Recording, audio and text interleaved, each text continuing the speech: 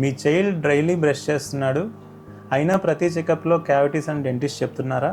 ఎందుకు అనేది ఈ వీడియోలో తెలుసుకుందాం. Milk teeth enamel thickness permanent teeth enamel thickness కన్నా తక్కువగా ఉంటాయి అండ్ గ్రూవ్ ప్యాటర్న్ డెప్త్ కూడా డిఫరెంట్గా ఉంటాయి. కాబట్టి క్యావిటీస్ చాలా ఫాస్ట్గా డెవలప్ అవుతుంటాయి. ఇంకా చాక్లెట్స్, బిస్కెట్స్, జ్యూసెస్ లాంటివి ఎక్కువగా తినడం, ప్రాపర్ బ్రషింగ్ టెక్నిక్ ఇంకా డెవలప్ కాకపోవడం కూడా రీజన్స్. చాలామంది మిల్క్ టీత్ ఊడిపోతాయి కదా అని ఇగ్నోర్ చేస్తుంటారు, కానీ milk teeth infection permanent teeth గ్రోత్ని డెఫినెట్గా ఎఫెక్ట్ చేస్తాయి. మిల్క్ టీత్ పర్ఫెక్ట్గా ఉండి మీ కిడ్స్ ప్రాపర్ చూయింగ్ ప్యాటర్న్లో ఉండడం వల్ల వాళ్ళ ఫేషియల్ గ్రోత్ కూడా సిమెట్రికల్గా బ్యాలెన్స్డ్గా ఉంటుంది. ఇది డైరెక్ట్గా మీ కిడ్స్ ఫేషియల్ స్ట్రక్చర్స్, వాటి డెవలప్మెంట్ మీద ఎఫెక్ట్ చూపిస్తుంది. ఎక్స్పీరియన్స్లో నా అండర్స్టాండింగ్ ఈ పర్టికులర్ టాపిక్ మీద ఏంటంటే, మిల్క్ టీత్ కేర్ చాలా ఇంపార్టెంట్. మీరు ఇప్పుడు తీసుకునే మిల్క్ టీత్ కేర్ మీ లైఫ్ లాంగ్ ఓరల్ హెల్త్ని డిసైడ్ చేస్తుంది. మీ చైల్డ్కి రిపీటెడ్గా క్యావిటీస్ వస్తున్నాయా?